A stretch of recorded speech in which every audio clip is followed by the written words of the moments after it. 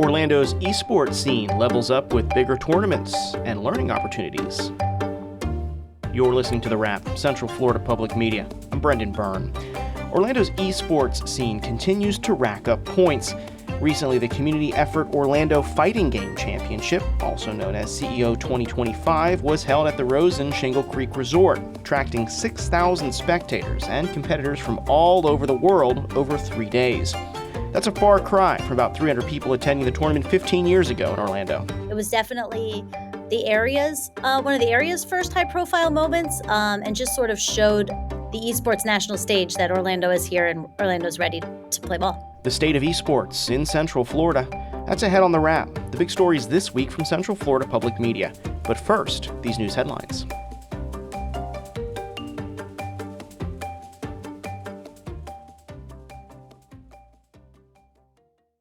The Pentagon has authorized up to 700 military personnel to support U.S. immigration and customs enforcement in Florida, Louisiana, and Texas.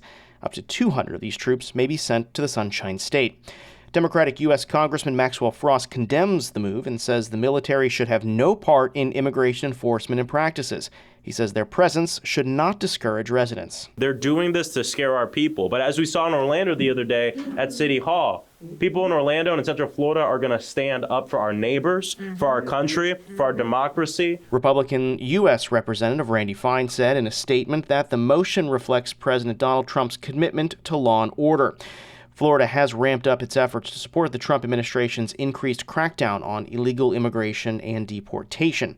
Department of Defense officials says the service members who will support the mission have not been selected. More than half of Florida's K-12 students are now attending a school of choice instead of their neighborhood-zoned public schools, in a first for the state. Central Florida Public Media's education reporter Danielle Pryor has more. Nearly 1.8 million students chose to attend a private, charter, homeschool, or magnet program instead of their neighborhood public school during the last school year. That's according to data from Step Up for Students, the nonprofit that administers the state's voucher program. University of Central Florida education professor Michelle Gill says this trend spells trouble for traditional public schools. You're going to see overcrowding because there's going to be less money to hire teachers. So you're going to have to put more kids in classrooms, larger classrooms, less services because you're going to have less money. The money follows the student in Florida. But supporters like Governor Ron DeSantis say school choice is responsible for improved graduation rates in the state. Danielle Pryor, Central Florida Public Media. Kissimmee's new police chief wants to reestablish the department's Civilian Oversight Board. Florida law limits the board's role to reviewing policy and procedure, meaning it has no say on use of force or misconduct cases. Central Florida Public Media's Luis Alfredo Garcia reports on the Kissimmee Police Department's efforts to enter an era of transparency after public scandal and resignations. The previous board dissolved last June, and a month later, a state law went into effect that lets only law enforcement agencies review misconduct cases.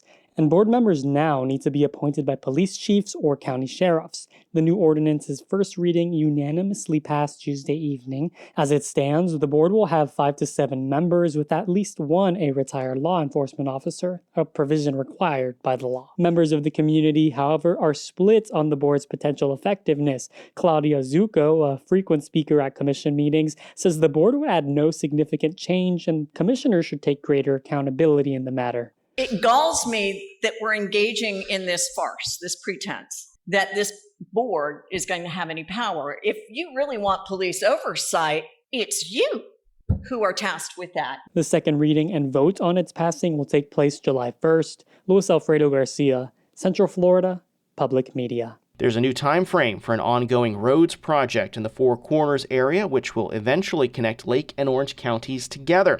As Central Florida Public Media's Molly Durig reports, on Tuesday, Orange County Commissioners approved a new agreement pushing back the project's end date. The new road network agreement pushes back the project's expected completion date from January 1st to November 30th of 2026. It's a project residents of both Orange and Lake counties have already been waiting on for years. Once it's finished, Sawgrass Bay Boulevard in Lake County will connect to Orange County's Flemings Road, a rural road historically used by citrus farmers. Flemings needs to be widened to accommodate rising traffic demand in the quickly growing area. Meanwhile, a cement barricade is currently blocking access to Flemings Road, which area residents were using as a makeshift shortcut before the barricade went up. Molly Durig, Central Florida Public Media. This project was first covered in our series Central Florida Seen and Heard, Costly Commute. Learn more about this ongoing issue and other transportation concerns in our region by checking out our series online at cfpublic.org or get it wherever you get this podcast. Many Juneteenth celebrations are taking place throughout the weekend, but one local town is marking a special connection with its event. You are free, and look at the result of what that freedom gave you. In the end, it built this town that still stands here today, 100 plus years. Juneteenth in historic Eatonville, the first planned Black incorporated municipality in the U.S. That's this week on Spotlight. The world of esports and video game competitions is growing in Orlando. Last weekend, the community effort Orlando Fighting Tournament, also known as CEO 2025, was held at the Rosen Shingle Creek Resort, attracting thousands of spectators and competitors from all over the world. The competition featured a dozen tournaments for popular fighting games like Tekken, Street Fighter, and Super Smash Bros. Central Florida Public Media's Joe Mario Pedersen was there and tells us how the growth of the competition is related to the growth of esports in Orlando. Make some noise, grand finals, y'all! It's the Street Fighter VI Grand Finals. Two competitors stepped into a wrestling ring in the middle of an enormous room at the Shingle Creek Resort. The finalists, both from South Korea, take their seats in the middle of the ring and choose their characters. Around 200,000 people are watching via a remote stream, with another 2,000 people in the room. Giant video displays are capturing the play-by-play. In the crowd is Alicia Bartley. I love watching because, as I said, you never know what can happen. Alicia drove from Louisville, Kentucky, along with her husband, John, who also competed in the Street Fighter tournament, but didn't make it through the tough competition. I've been playing Street Fighter my whole life. We usually try to pick one tournament a year. We were at CEO last year. We liked it. New venue this year, so we decided to come out and try it again. CEO started in Orlando 15 years ago. Back then, when Orlando was still growing as an esports hub, 300 people attended. The competition moved to Daytona from 2018 to 2024. This year, it returned to Orlando and hosted 6,000 people. So I learned something new every year, and we kept growing it, and now it's at a very good state to where we can turn this into something special for Florida.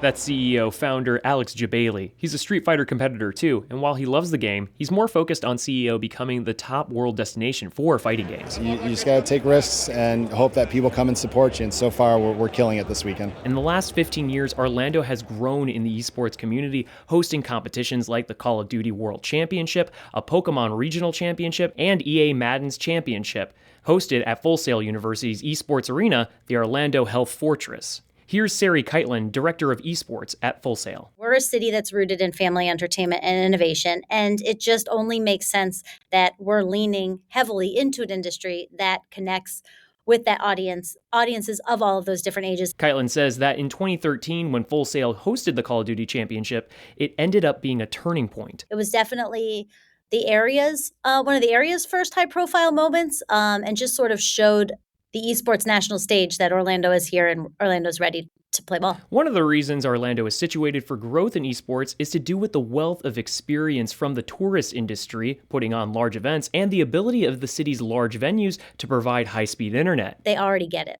And that's what's really awesome, is that you go to the table and you have to understand that, no, we need hardwire internet for 100 PCs all at the same time. CEO Jabali had 400 game consoles all plugged into high-speed internet. He says it's a lot of work to set up, but worth it by Sunday night, the tournament finals. Sunday, the energy you feel around that ring when the matches are good is there's nothing like it. And that's what makes me happy. That makes me tear up at the end of the weekend. Like, this is why I do this. When I see 2,000 people in a room going nuts over one video game move, you know? And that's exactly what happened Sunday night when South Korean player Shin Musup, aka Lashar, staged a comeback in the Street Fighter VI Grand Finals. Back to back to back, from combo breaker all the way to CEO. Your champion, give it up for LaShawn! The 25-year-old was awarded with thunderous applause and about $7,000 in winnings. Jabali expects Orlando to host CEO again next year and be even bigger than the 2025 tournament. Joe Mario Pedersen, Central Florida Public Media. That's it for the wrap this week. This podcast is produced by Central Florida Public Media with assistance from News Director LaToya Dennis and Digital Director Ryan Ellison. I'm Brendan Byrne. This is The Wrap.